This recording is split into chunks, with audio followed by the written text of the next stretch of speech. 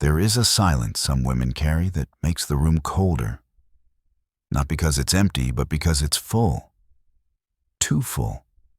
It's the silence that no longer explains itself, no longer softens its truth, no longer fills the air with performance, comfort, or excuse. You've felt it before. Maybe in the quiet glare of a woman who doesn't argue anymore. Maybe in the absence of a reply you once took for granted. Or maybe in the sharp realization that she no longer reacts, not because she's calm, but because she's done. This is the silence that doesn't beg. It doesn't please. It doesn't ask for validation. And that's precisely why it feels so dangerous.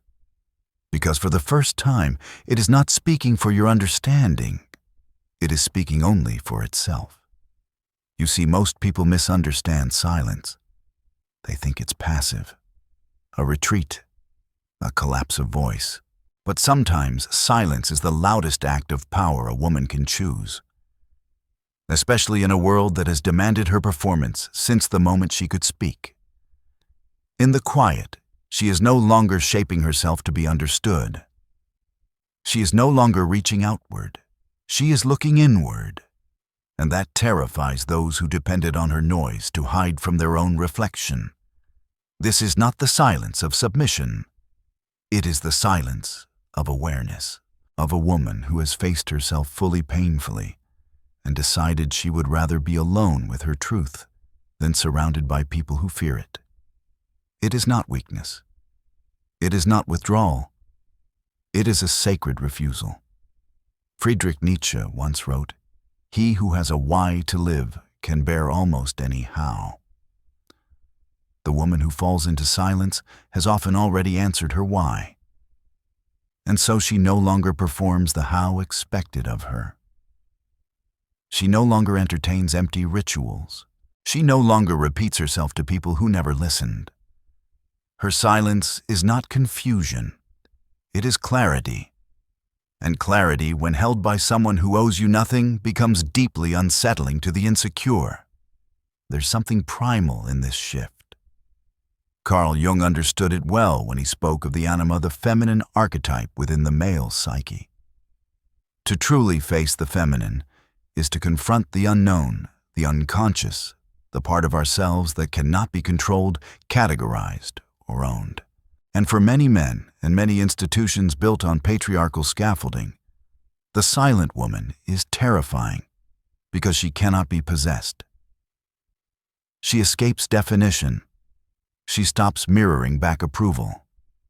And in doing so, she threatens the illusion of dominance. But this silence is not just dangerous to others. It is dangerous to her too. Because silence, while sacred, is also lonely. It isolates. It forces you into confrontation with your own mind. And many women who carry this silence have walked through fire to reach it.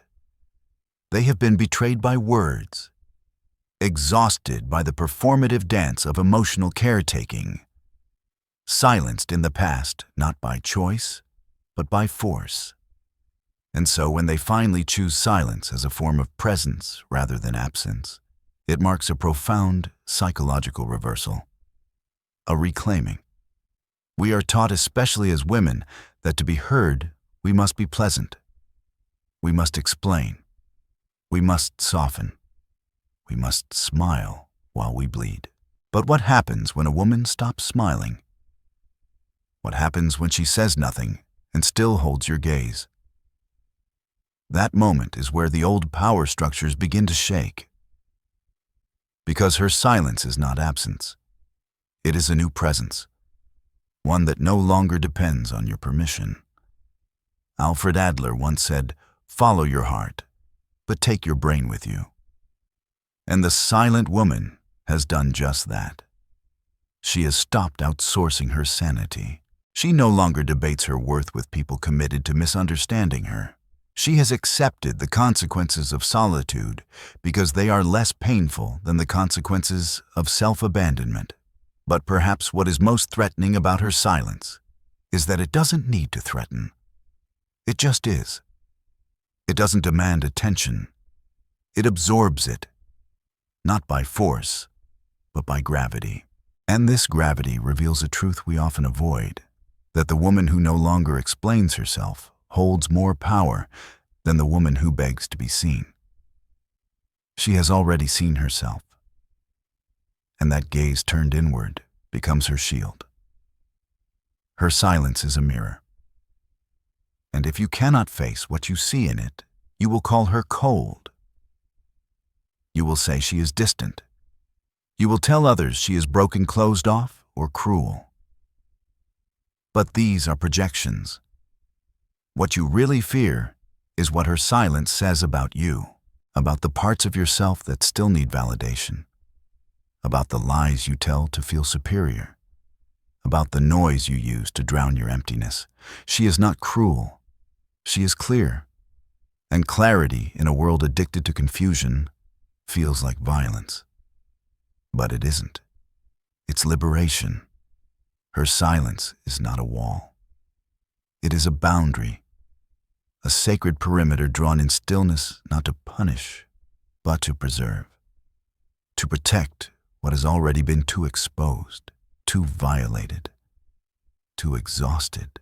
And so we come to the edge of a strange truth. Her silence is not what wounds you. It's what reveals that you were never listening in the first place.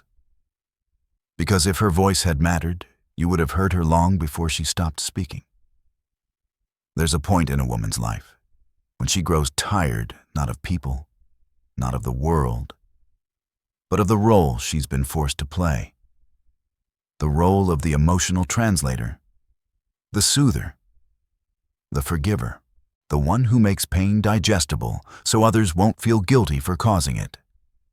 And when that moment comes, she doesn't erupt. She doesn't scream. She simply stops. Stops trying to explain her soul in languages that were never meant to understand her. Stops pouring herself into cracked containers. Stops turning her rage into poetry just so it's easier to swallow. This stillness, this eerie quiet that replaces the once endless attempts to be understood, is not apathy. It is the graveyard of 1,000 conversations that led nowhere. It is what's left after every attempt to negotiate her worth with deaf hearts has failed. It is the hush of a woman who has realized nothing she says will change those who have chosen not to see her. And so she retreats not into hiding but into sovereignty. To many, this retreat feels threatening. And it should, because it signals the end of her compliance, the end of her usefulness to systems that fed off her energy, the end of her willingness to play a game she never agreed to join. Her silence becomes a signal, a low reverberating hum that says without words, I am no longer available for your distortion. And that terrifies the world that needed her silence to mean something else. They wanted it to mean defeat, but it doesn't. It means rebirth. Carl Jung taught that the path to individuation and the full realization of the self requires confrontation with the unconscious, especially the shadow. And silence chosen consciously is a direct gateway into this confrontation. For a woman who has lived her life in service to others' expectations, silence becomes her initiation into her own depths, into the mystery of who she is when no one is watching, needing, or consuming. In this silence, she meets her unlived life, her unmet rage, her unexpressed knowing. And these are not weaknesses, they are unclaimed powers. The danger in her silence is not that she might lash out. It's that she might never return to the version of herself others preferred. The agreeable one, the predictable one, the one who translated her pain into politeness. Once a woman has sat in the furnace of her own truth, she is never quite the same. She carries a knowing now, a groundedness that cannot be faked or undone. And it is this groundedness, this unshakable stillness, that threatens those who built their confidence on her self-doubt. You'll notice how people react when she no longer plays along.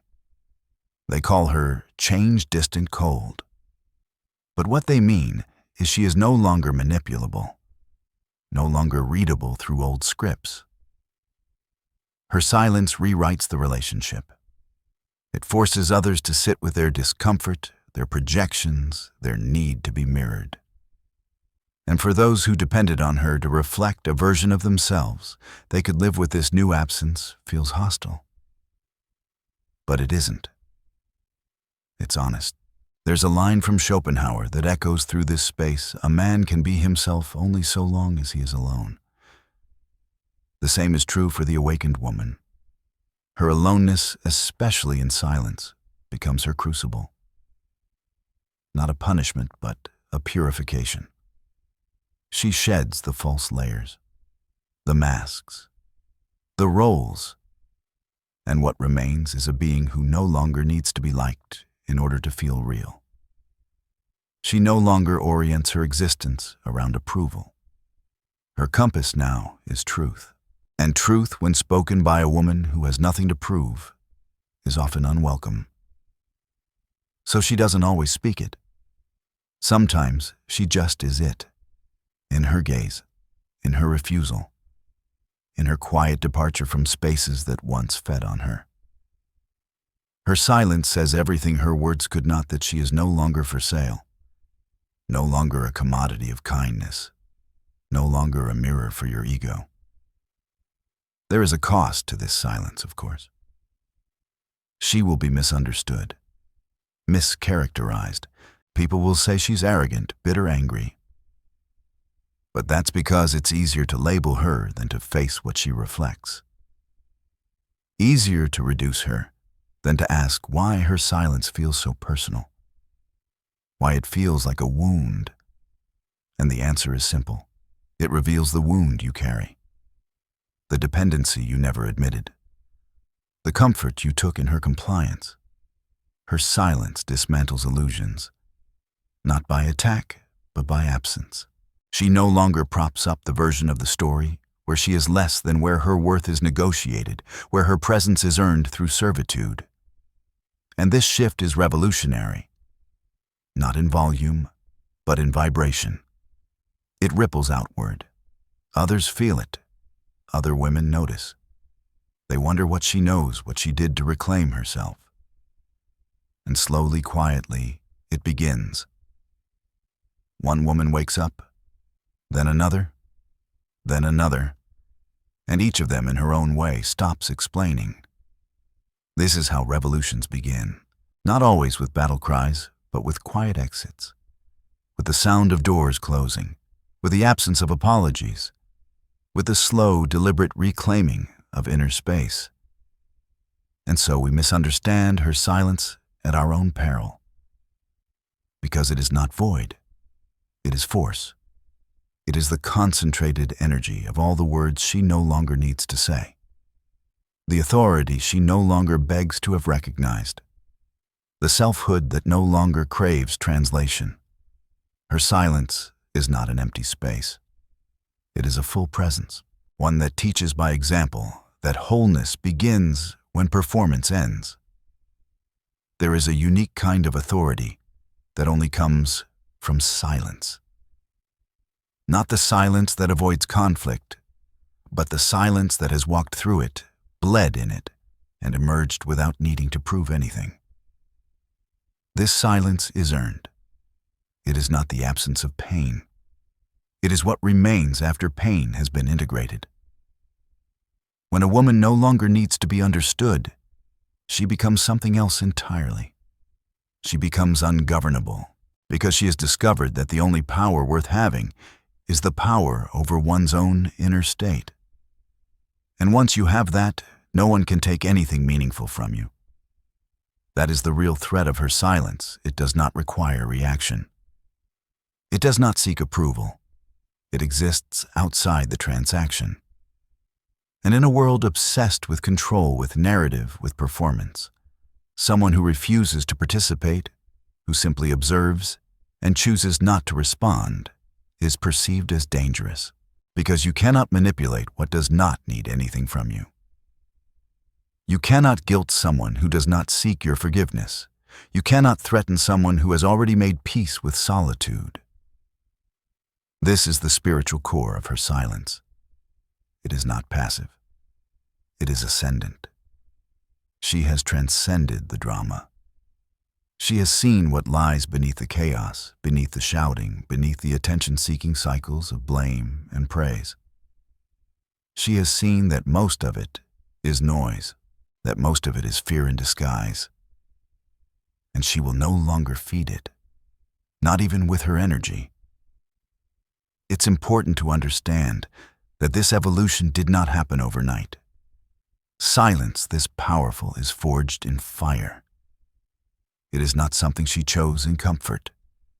It is something she earned through heartbreak, through disillusionment, through the gut-wrenching realization that being loud didn't save her, that speaking didn't always help, that some people listen only to argue, not to understand.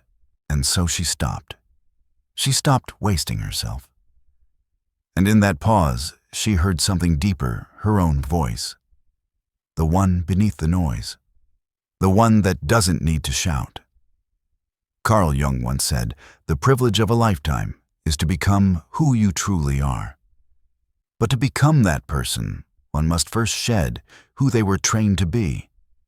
And that process is violent in its quietness. There is grief in it. Mourning for the girl who tried so hard to be liked. For the woman who swallowed her fury just to be deemed good. For the soul that bent itself into unnatural shapes to fit into containers too small for its truth. Her silence holds all of this. It holds a funeral for every false self she had to bury. And in that stillness, something new takes form, not a new persona, but a deeper essence. She no longer performs resilience. She embodies it, not through toughness or volume, but through presence, through the ability to stay rooted while the world storms around her, through the quiet decision to protect her peace, even if it means being misunderstood. That kind of strength frightens people who are still dependent on external validation. It threatens the fragile identities built on being needed, admired, or obeyed, because she no longer plays her part in that dynamic. She opts out. And that, more than anything, feels like betrayal to those who benefited from her previous compliance. This is where the philosophical becomes political. A woman in silence is not just a psychological figure, she is a cultural threat. She is no longer a product, no longer available for endless emotional extraction.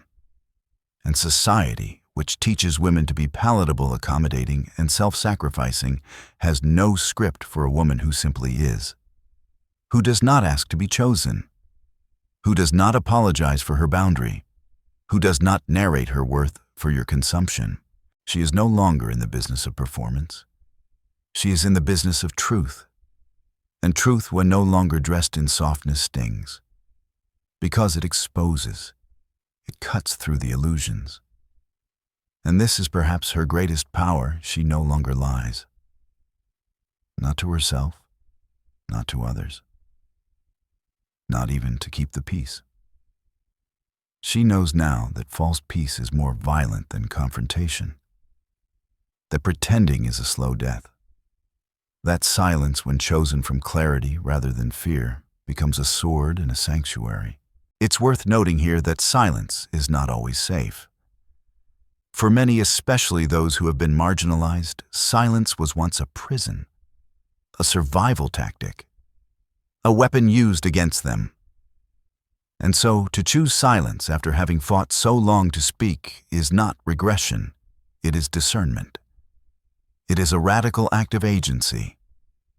The woman who chooses silence now does so not because she lacks a voice, but because she knows exactly when and where it is no longer worth using. And still, she listens. Don't mistake her silence for absence. She's watching. She is remembering. She is noticing who grows uncomfortable in her stillness, who demands performance, who shrinks when she no longer plays small. and this awareness becomes her protection. Her intuition sharpens, her standards rise, her circle narrows. She is no longer in the room to be liked. She is there to see, and in seeing clearly, she protects her own soul. The deeper truth is this: her silence is not a retreat from the world. It is a return to herself. It is a sacred homecoming, one that was built on every moment she was not believed, not heard, not held. And now she holds herself, fully, unapologetically, completely. This is why her silence feels dangerous, because it reveals that she has crossed the threshold, that she has remembered her power, that she is not afraid to be alone with her truth. And once a woman has made peace with her solitude, the world loses its grip on her. There is a silence that doesn't echo because it absorbs. It doesn't wait to be filled. It becomes the space itself. And that's what you're witnessing when you encounter a woman who has chosen her silence over your comfort. She is no longer waiting for permission. She is no longer participating in the unspoken contract that said, "If I speak, you will love me. If I explain, you will respect me. If I remain soft, you will stay." She has realized that nothing she says can make someone love her correctly, respect her truly, or stay with integrity. So she stopped speaking, not out of despair, but out of awakening. Her silence is not just about what she withholds from others. It's about what she finally returns to herself. All the energy she once spent explaining, justifying, defending, softening, smoothing, shrinking, that energy now nourishes her own roots. She has learned to listen inward, to recognize the subtle betrayal in every moment she forced herself to be agreeable. In every time she smiled to make others feel better while she died a little inside. Her silence now is a reclamation, a boundary drawn with breath, a soft rebellion against every narrative that told her her worth was conditional. And that's why it feels dangerous, because it breaks the spell. The spell that said a woman's voice is only valuable when it serves others. The spell that said her silence must mean obedience. She has rewritten both. Her voice, when used, now speaks truth, even if it trembles. And her silence, when chosen now, protects truth, even when misunderstood. It is here, at this juncture, that many lose her. Not because she vanishes, but because they no longer recognize her. The woman they once knew was pliable, reachable, always accessible. Now she is present, but unreachable, still but unmoved. You can sit next to her, but you will feel the distance. Not out of malice, but because she no longer fills the gaps for you. She no longer carries the emotional weight of the room. She no longer saves you from your discomfort. And if you never knew how to meet her in her fullness, her silence will feel like abandonment. But it is not.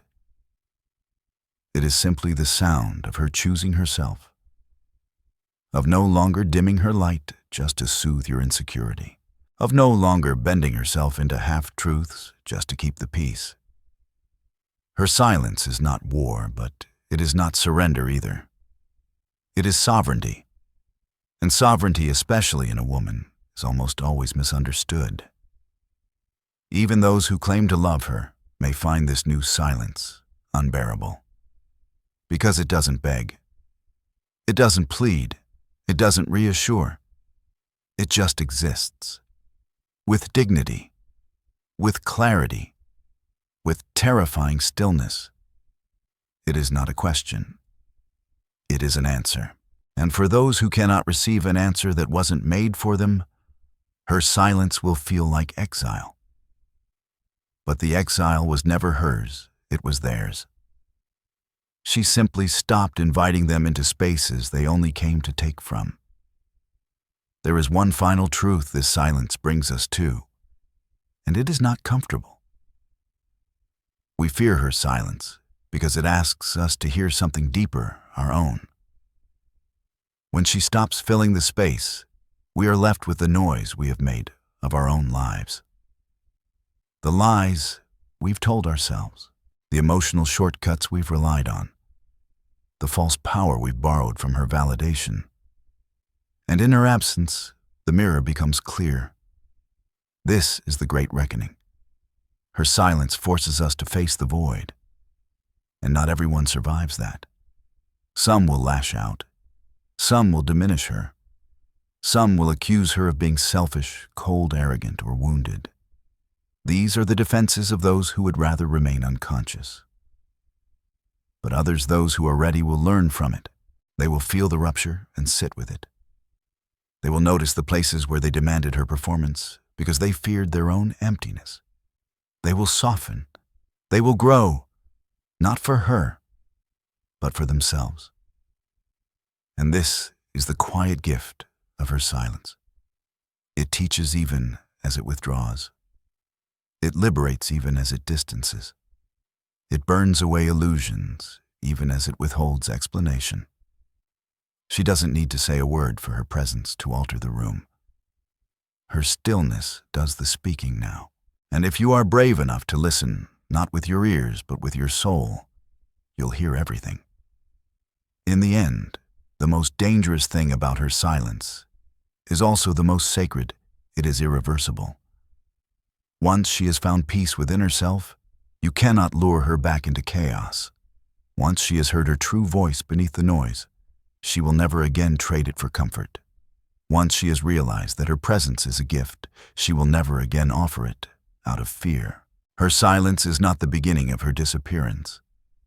It is the emergence of her essence. And that essence cannot be managed, manipulated, or misunderstood without consequence. She will speak again, but only when the words are real, when the space is safe, when her truth is welcomed, not tolerated. And when she does speak, it will not be to perform. It will be to reveal. Her silence has stripped her of every mask, and what remains is a woman who knows who she is. A woman who will not explain herself to be believed. A woman who will not be broken just to make others feel whole. You will know her by the way she watches, by the way she no longer reacts, by the way her absence echoes louder than her presence ever did. You will know her because something in you will either recoil or awaken. And if you are wise, you won't ask her to speak. You'll sit with the silence and listen, because when a woman's silence feels dangerous, it means she has finally come home to herself. She found wholeness in silence. There are kinds of pain that do not scream. They live in the silence between words, in the eyes that do not flinch, in the smile that arrives half a second too late.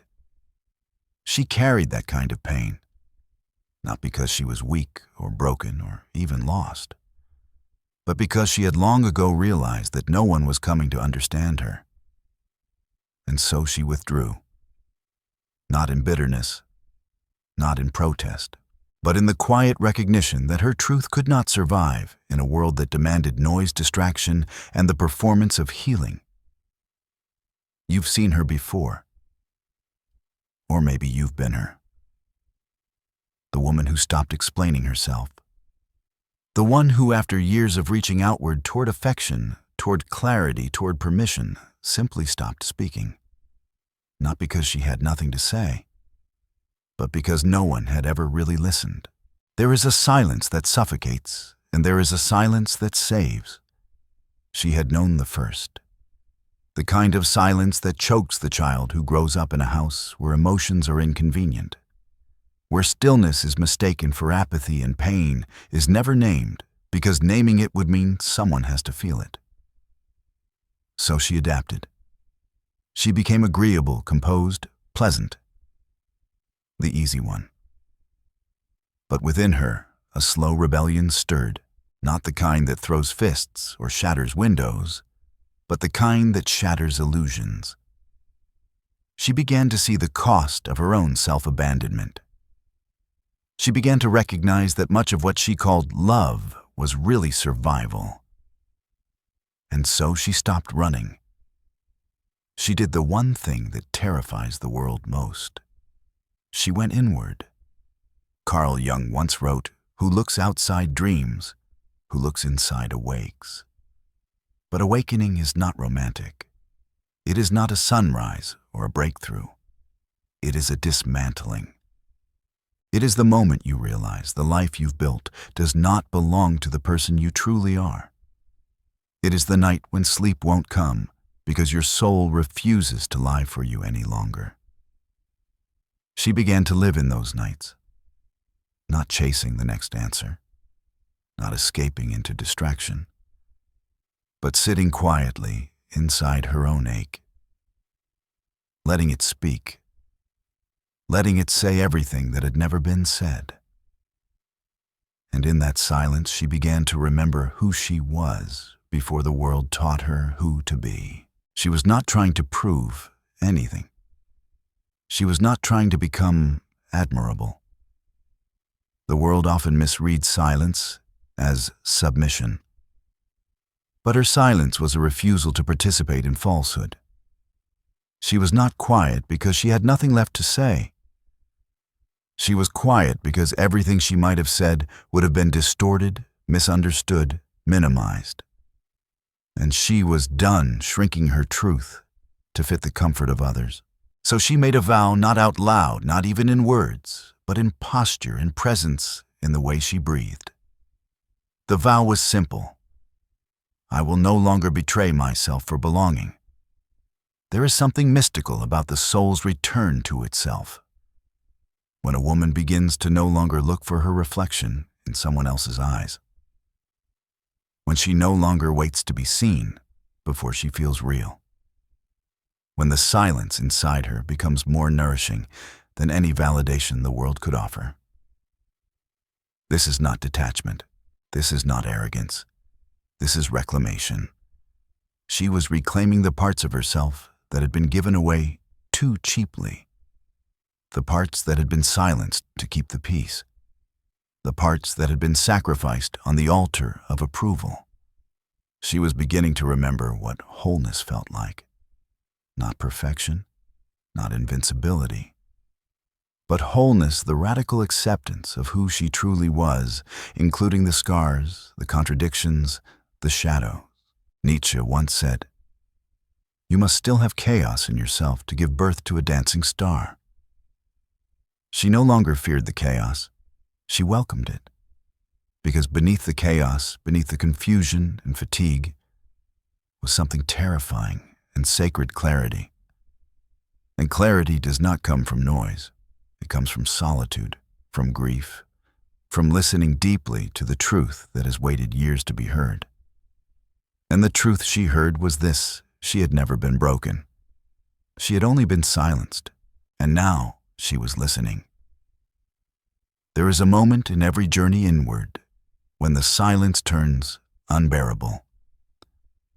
Not because it hurts, but because it begins to reveal. And what it reveals is rarely beautiful at first.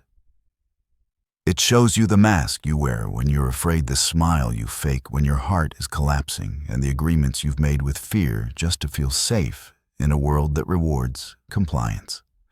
She saw all of it. The versions of herself she had outgrown but still performed. The little girl who apologized for needing love. The woman who worked twice as hard to be seen as half as capable. The silence didn't erase these ghosts. It invited them in. And for the first time, she didn't run. She sat at the table with them. She let them speak. This was her initiation not into success or beauty or even happiness, but into truth, into presence, into self. Most people avoid this. They fill their days with noise, with movement, with company that doesn't truly see them, because to sit in stillness is to lose the performance, to strip away the identity built from reaction, from trauma, from culture. She realized how much of her life had been a response to expectation, to rejection, to longing. She had loved people who didn't love her back, not because she was foolish, but because her worth was tied to being chosen. And when silence came, it asked her a question she had never dared to answer. Who are you when no one is watching? She didn't know at first. Silence is not a teacher that speaks clearly. It teaches through contrast. It shows you who you are by showing you who you are not. And she was not the role she played at work. She was not the daughter who always agreed.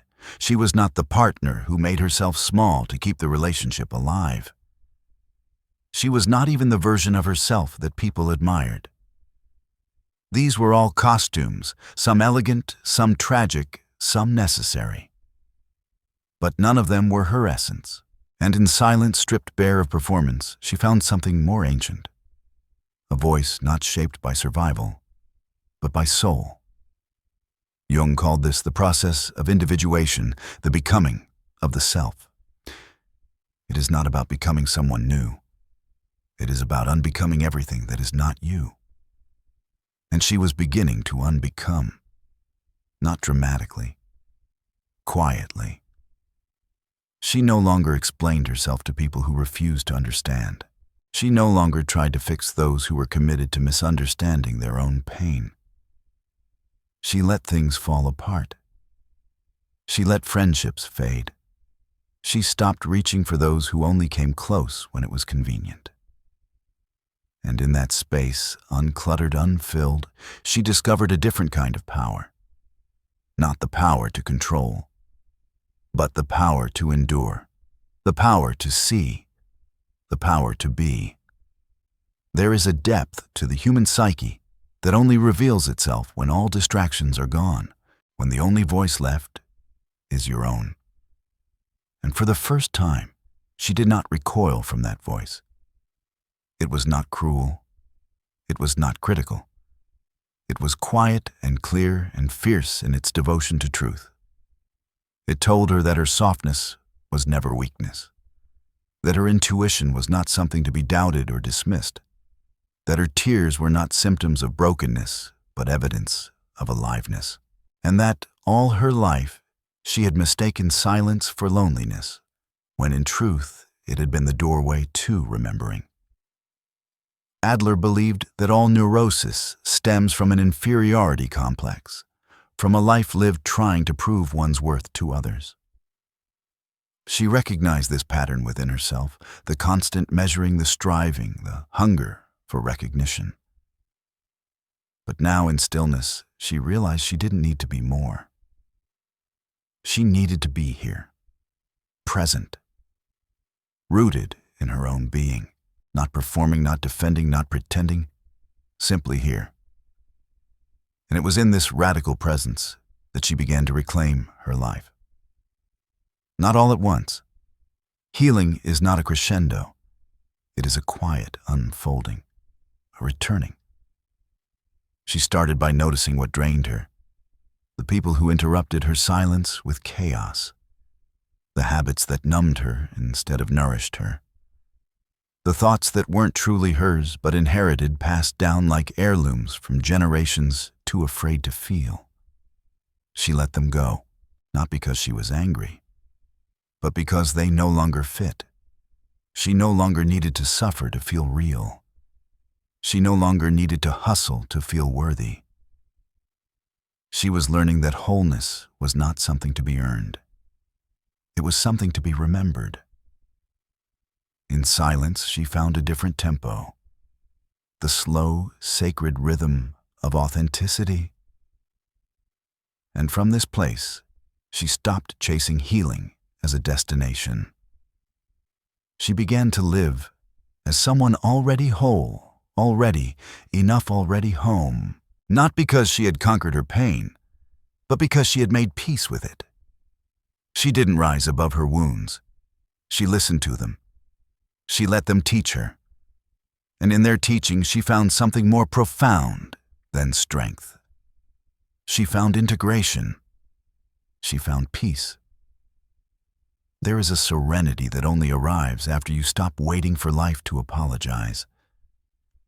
After you stop expecting the world to validate your suffering or explain why it all had to happen the way it did. She no longer needed explanations.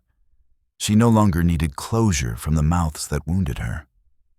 The silence had become her sanctuary, not because it erased her story, but because it gave her the authority to tell it herself. No longer through the lens of the victim, but as the witness. The one who saw it all, survived it all, and now stood not in the ruins, but in the center of her own reclaimed ground. Wholeness is not about being untouched by darkness. It is about carrying your darkness with dignity.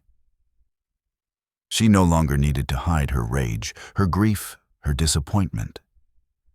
These emotions had become her companions, not her enemies. She learned to walk with them, not as burdens, but as guides, each one a teacher revealing where her boundaries had collapsed, where her truth had been suppressed, where her silence had been forced rather than chosen. And the more she honored these inner signals, the more her outer world began to shift. She began to speak less, but when she did, her words had gravity. Not because she raised her voice, but because she no longer diluted her truth. There was a calm fierceness in her that made people uncomfortable. Not because she was aggressive, but because she was whole. And the world does not always know what to do with a woman who no longer needs to be needed. A woman who no longer performs for affection, no longer softens her edges for approval, no longer shrinks to make others feel comfortable.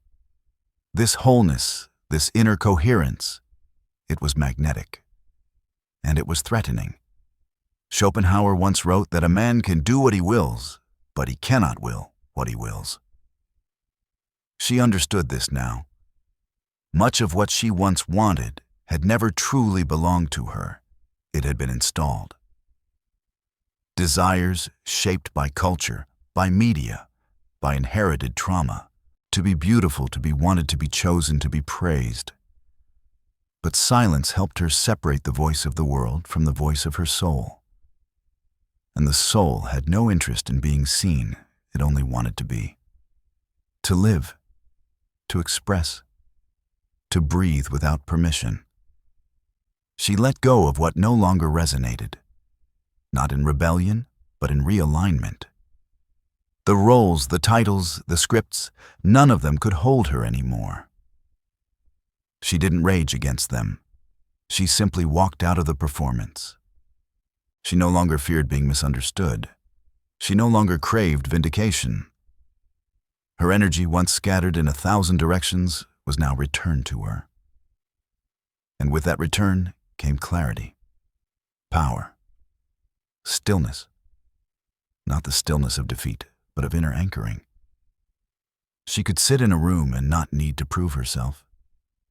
She could feel pain without broadcasting it. She could love without losing herself in the process.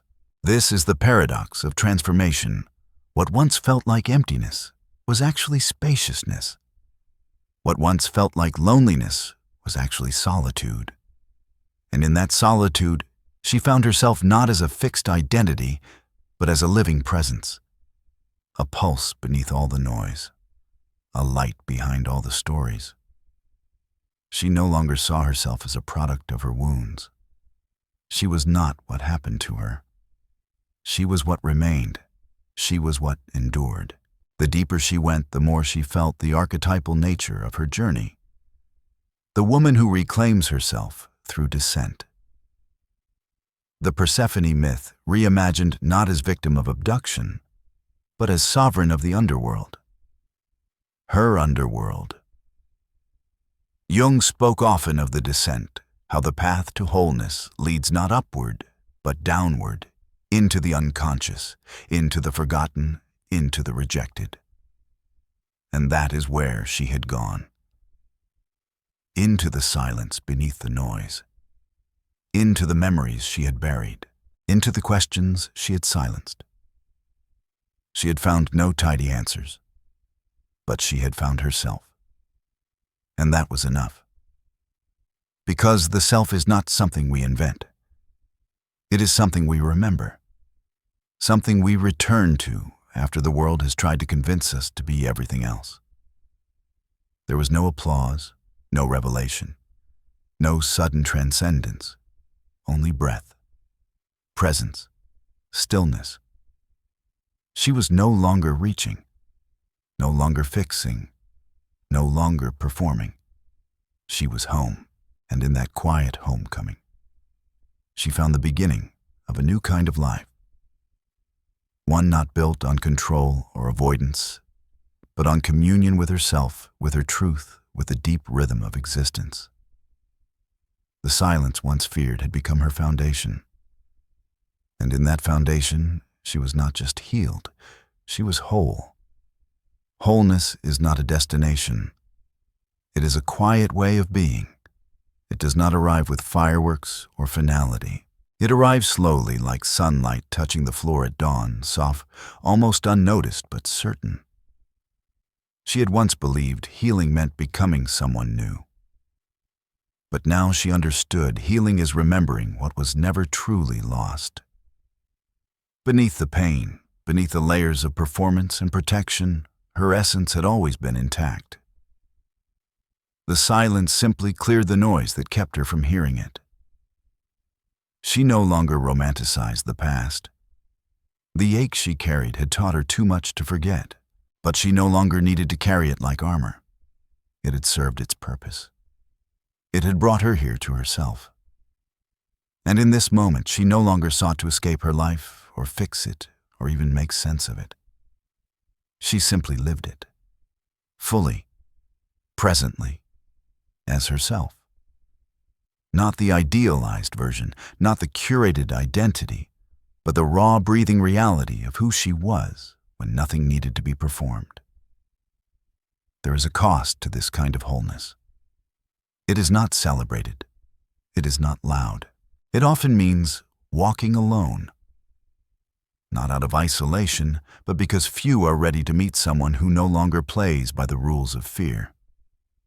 She no longer begged for love. She became love. She no longer argued to be seen.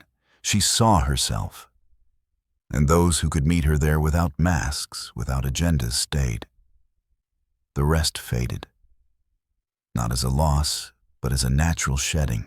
Jung taught that individuation is a process of integrating the unconscious into the conscious of becoming whole by uniting all parts of the psyche. She had done that not in a textbook sense, but in lived experience. She had faced her shadow and forgiven it. She had honored her wounds without becoming them. She had confronted her silence and made peace with it. This was not enlightenment. It was embodiment. And there is no outer reward for that. No praise, no badge, only the deep, irreversible sense that you are finally living your life, not someone else's, not the one you were told to want, but yours. And in this truth, she found a different kind of strength. Not the strength to dominate, to win, or to convince, but the strength to remain open. To stay soft in a hard world. To speak only when the words are true. To leave when something wounds her peace. To remain rooted even when the winds of opinion blow wild around her. This strength came not from ego, but from essence. And essence does not seek to impress. It seeks only to be. There are no guarantees in this life, no formula for lasting peace. But she no longer feared the unknown. She had befriended uncertainty, sat with it, learned from it. And now it was no longer a threat. It was a space, a canvas, a silence filled with infinite possibility. What she had feared was not the silence itself, but what it might reveal. And now, having seen it, having survived the confrontation, she realized that silence had been her most honest mirror. This is what wholeness looks like. Not a life without pain, but a life where pain no longer dictates the terms.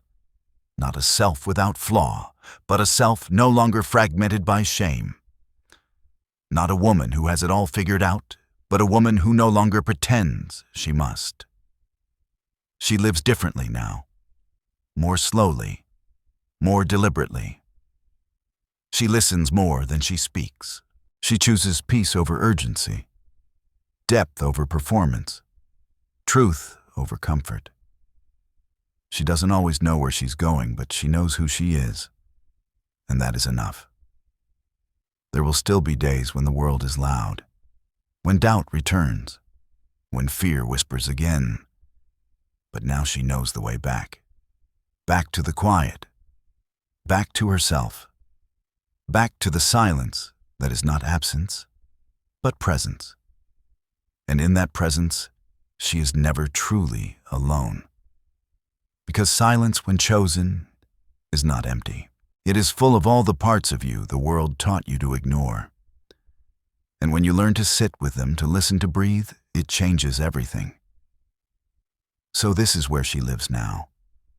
Not in the noise, not in the chase, but in the center of herself.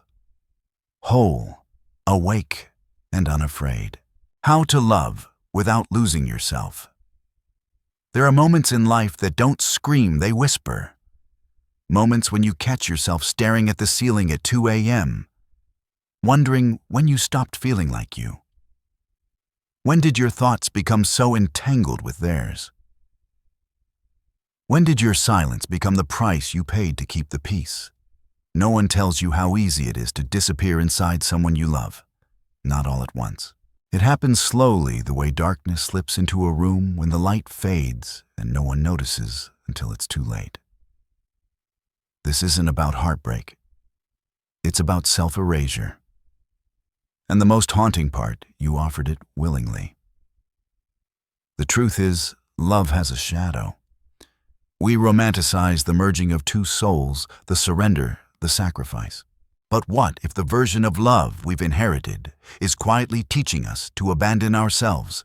What if, beneath the surface of tenderness, devotion, and commitment, there's a quiet theft, one we allow, because we're afraid that love won't stay if we remain whole?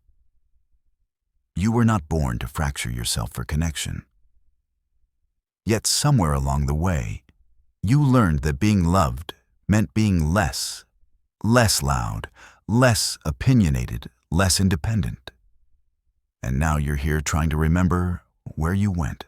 Carl Jung once said, "The privilege of a lifetime is to become who you truly are. But that privilege is often forfeited in relationships that unconsciously reward self-betrayal. To be loved, we adapt. We shape-shift. We contort ourselves into the image we believe will be most accepted. This isn't just emotional compromise, it's existential decay. The very soul begins to atrophy when it is denied its full expression.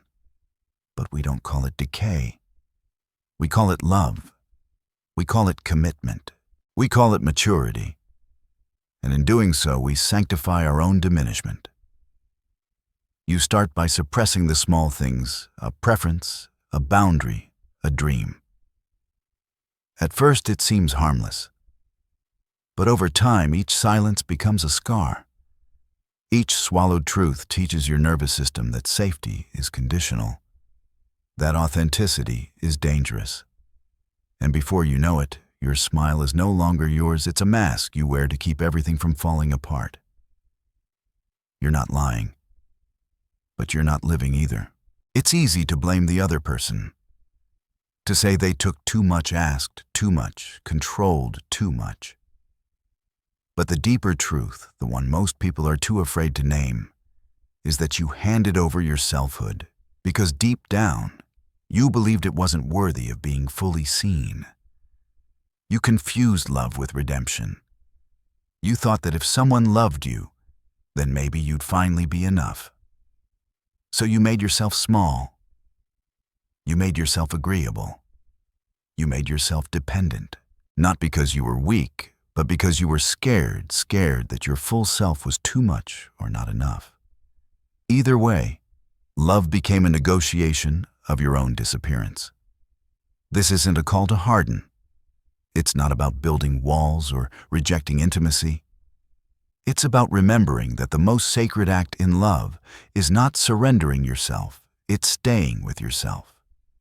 Even when it's hard. Even when it's inconvenient. Even when it threatens the illusion of harmony. Love without self is not love. It's fusion. And fusion is seductive because it feels like safety, but it's not. It's a soft captivity. One that keeps you close, but not whole. One that gives you affection, but not freedom. One that calls itself love, but leaves you echoing inside your own skin. We live in a culture that idolizes merging. You complete me. Two become one. I can't live without you. These phrases are celebrated, but they are psychologically lethal. To become one with another is not romantic. It is annihilating if you don't know who you are to begin with. Love should not complete you, it should meet you. It should not save you, it should see you. If your identity collapses when love enters the room, it was never love that arrived. It was your longing wearing a mask. To love without losing yourself is not to withhold. It's to remain rooted. It's to say, I can share myself with you without erasing myself for you. It is the most radical form of intimacy to be fully seen without vanishing. This kind of love doesn't cling. It doesn't rescue. It doesn't demand your silence. It invites you to expand, not contract. And if that kind of love is unfamiliar, it's because you've been taught that real love hurts, real love costs, real love means giving up something essential. But that's not love. That's dependency dressed up as devotion.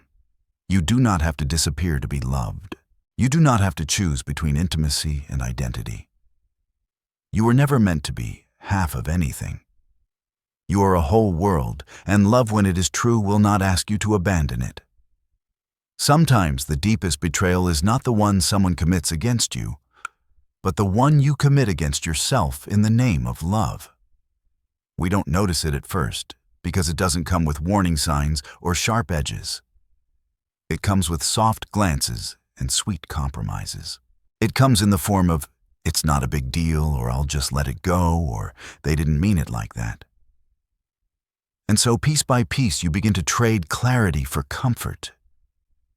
You silence your inner voice for the sake of external peace. But silence is never neutral. Silence always has a cost. In every relationship there is a moment subtle, forgettable, where you feel a slight recoil in your soul. A moment when something feels off, but you override it. You call it love. You call it patience. But your body knows better. It tenses, it contracts, it remembers, and it waits for you to listen. But we're taught not to. We're taught that love is about compromise, even if that compromise is our own dignity. So we stay.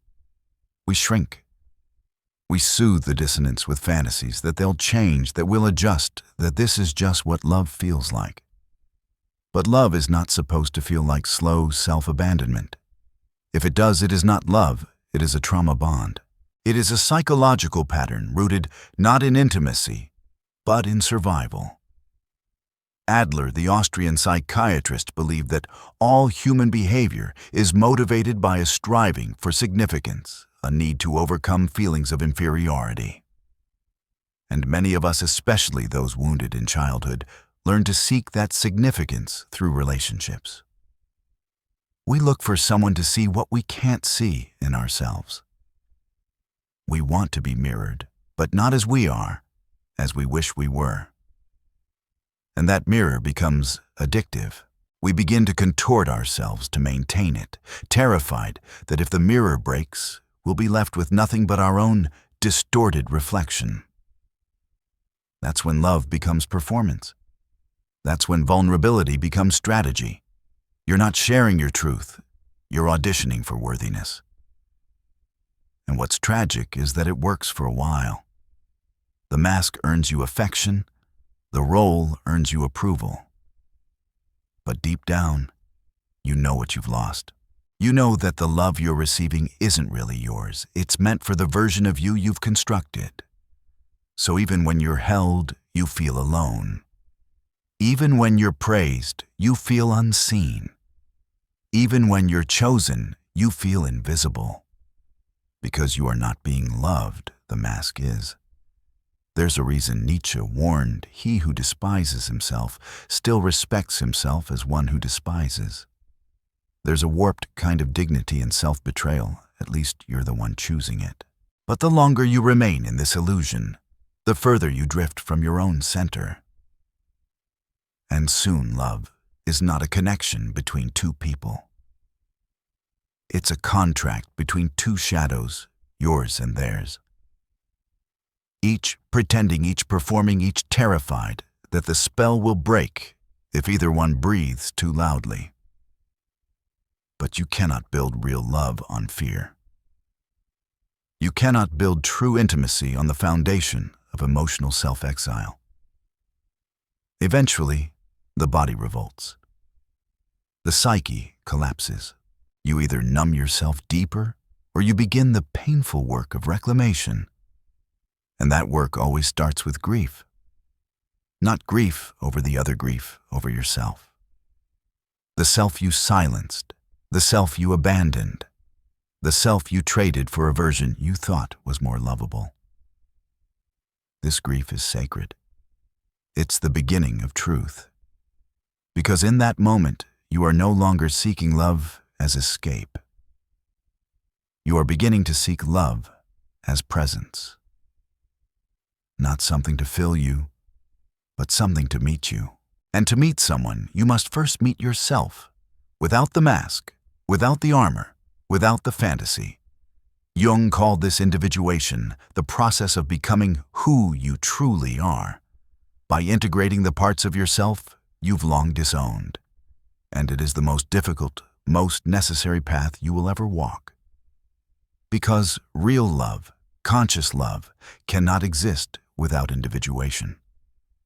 Otherwise, it is not a meeting of souls, but a merging of wounds. When two people come together without having met themselves, they unconsciously ask the other to complete what was never missing, only buried. And then the relationship becomes a battlefield of unmet needs, unspoken fears, and unresolved histories. You begin to confuse your partner with your parent. You begin to project your inner child onto their silence. You don't relate, you reenact. And love dies under the weight of unprocessed pain. But there is another way, a way of love that doesn't cost your selfhood. A way of relating that honors your wholeness rather than your hunger. And that begins by releasing the belief that love is something you earn. You don't earn love. You remember it. You don't chase it. You embody it. You don't sacrifice yourself for it. You protect yourself within it. To love without losing yourself means to hold your boundaries sacred even when they disappoint someone. It means to tell the truth even when it shatters the illusion. It means to stay rooted in your values even when you're tempted to bend for connection. It's not easy. It's not comfortable. It's not what you were taught. But it is the only path to a love that liberates rather than confines. You are not here to be chosen.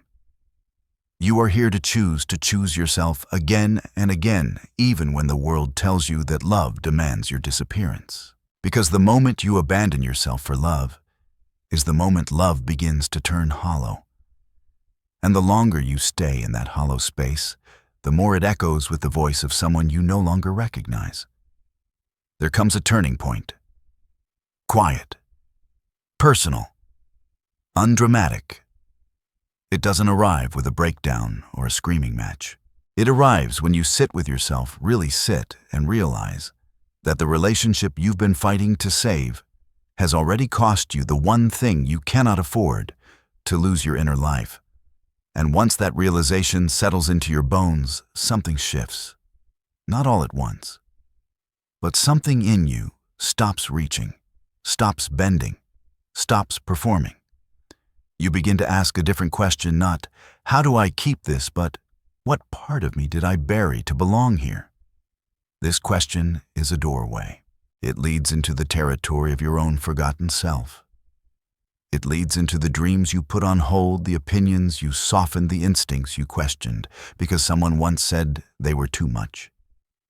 But love is not the suppression of fire. It is the containment of it in a way that warms, not destroys. If your fire had to be extinguished for the relationship to survive, what you had was not love. It was control.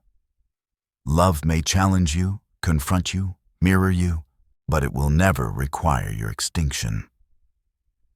In Jungian terms, the loss of self in relationship is not just a personal tragedy, it's a psychic wound. The anima, or animus, the inner soul image that bridges the conscious and unconscious, becomes distorted. Instead of guiding us toward wholeness, it becomes projected outward onto the beloved. We unconsciously ask them to carry the responsibility of our inner integration. And that is a burden no one can bear for long, because they are not your wholeness. They are only a mirror. A real relationship begins when we stop mistaking the mirror for the self. And yet, stepping back into your selfhood after years of erosion is not a single act, it is a reckoning. You will feel guilt. You will feel shame. You will fear being selfish.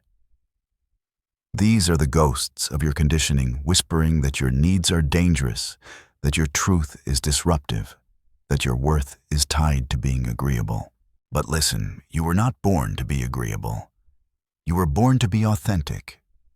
You were not created to maintain someone else's comfort at the expense of your own sanity. The world does not need another version of you that fits. It needs the version of you that is real. And realness has a price. When you begin to show up as yourself, some relationships will wither. Because they were never rooted in your truth, only in your compliance. You will lose people. You will lose illusions. But you will gain something far more vital: alignment.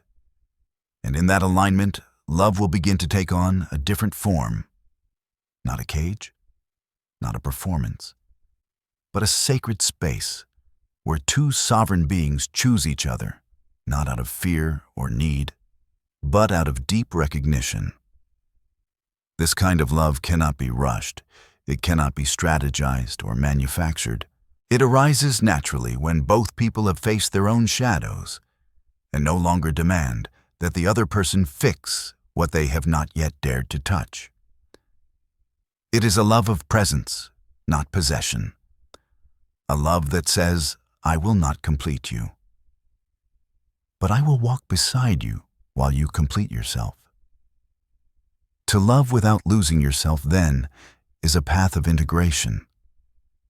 A path that requires you to stop splitting your soul between who you are and who you think you need to be. It requires you to say, I am not here to be adored. I am here to be whole. And wholeness is messy. It is contradictory. It is inconvenient. But it is also luminous. Because when you stand fully in yourself, when you stop editing your truth to preserve someone else's approval, you begin to radiate a kind of presence that cannot be faked. And that presence is what makes real love possible. Not the kind that flatters your ego, but the kind that nourishes your soul. Not the kind that needs constant reassurance, but the kind that breathes trust into the space between two people. It's the kind of love that doesn't flinch when you speak your truth, that doesn't punish you for growing, that doesn't turn away when your wounds rise to the surface. It stays not because you're convenient, but because you are real. But before you can receive that kind of love, you must become it. You must become the kind of presence that doesn't leave yourself when things get uncomfortable. You must become the kind of listener that hears your own needs without shaming them. You must become the kind of partner to yourself that you always hoped someone else would be. Because the truth is, you teach others how to love you by the way you love yourself when no one is watching. And if you find yourself in a relationship that cannot meet you there, that demands you mute your soul to preserve connection, then you are not being loved. You are being tolerated. You are being used. You are being drained. And there is no virtue in staying in a place that empties you. There is no wisdom in sacrificing your selfhood to keep a bond alive. If love costs you your truth, it is too expensive. So ask yourself, who are you when no one else is shaping you? Who are you when love no longer demands your disappearance? Who are you when you stop contorting yourself for crumbs of validation? That self, that raw, radiant self, is where love begins. Not the kind that wounds, but the kind that heals. There is a silence at the end of every transformation, a stillness after the storm when the dust has settled, and you finally see what was real and what was never yours to carry. This is the silence of coming home to yourself, and it's disorienting at first. You look around at the life you built while you were asleep in someone else's dream, and realize so much of what you thought was love was really a performance of survival. So many of your yeses were whispered betrayals of your own no. So many of your smiles were shields. But now you are awake. And awakening always comes with grief. Grief for the years you spent trying to be lovable instead of being real. Grief for the words you never spoke. For the parts of you that atrophied in the name of keeping the peace. Grief for the truths you swallowed because you were afraid they would make you unworthy. But this grief is not a curse. It is your soul exhaling. It is the sacred release of everything you thought you had to be, so that you can finally become who you are. And here's the most difficult truth. Many people will never understand this kind of love. A love that doesn't demand submission. A love that doesn't thrive on dependency. A love that doesn't collapse when it is challenged. Because most people were raised on fear-based attachments. On stories where love is measured by how much you're willing to sacrifice, how much pain you'll tolerate, how completely you'll dissolve yourself into someone else's chaos. And when you step outside of that narrative, when you say, I will love you, but I will not lose myself for you, it sounds like rejection to those who have never known love without control. But you are not here to convince anyone. You are not here to make your selfhood more palatable. You are here to remember every single day that your wholeness is not a threat. It is a gift. And the person who is capable of truly loving you will never ask you to dim it. They will never feel safer when you are small. They will never mistake your independence for distance. They will stand beside your fire without flinching. And if they cannot, it is not your job to shrink.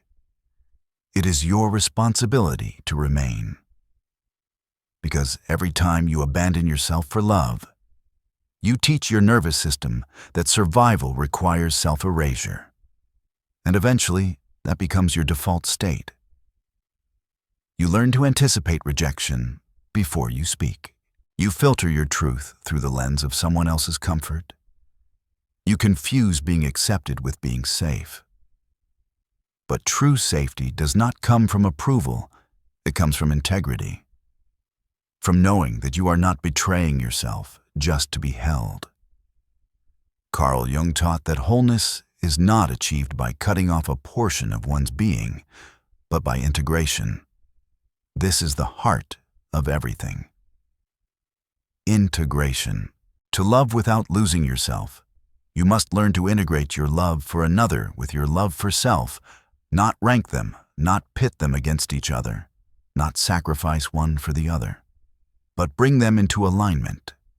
And that means allowing the tension to exist. The tension between your desire to connect and your need to remain. The tension between vulnerability and boundaries, the tension between closeness and clarity. Most people cannot hold this tension. They run from it. But if you can stay with it, if you can breathe through it, something extraordinary happens. You don't just love. You evolve. This is where love becomes transformative. Not because it saves you, but because it invites you into greater consciousness. Because it reflects your wounds back to you without exploiting them. Because it challenges your old patterns without shaming them. Because it gives you the space to choose to act from awareness rather than fear. This kind of love is rare, but it begins with you. You do not have to wait for someone else to offer it. You can offer it to yourself, right now.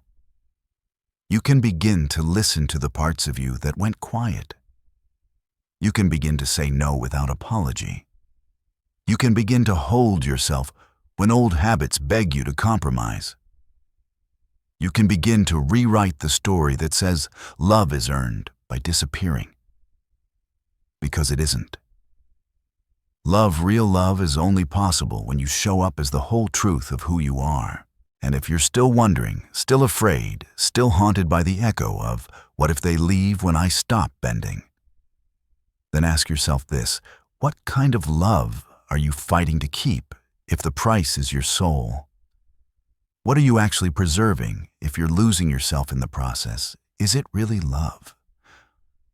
Or is it the fear of being alone, dressed up in emotional devotion? You were not made to be consumed. You were not made to be interpreted.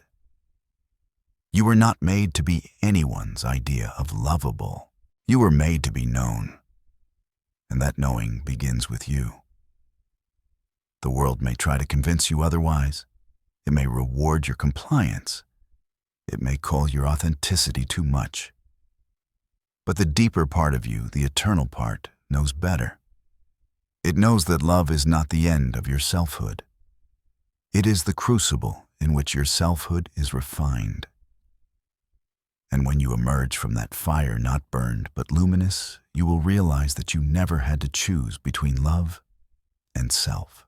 You only had to stop choosing what was never love in the first place.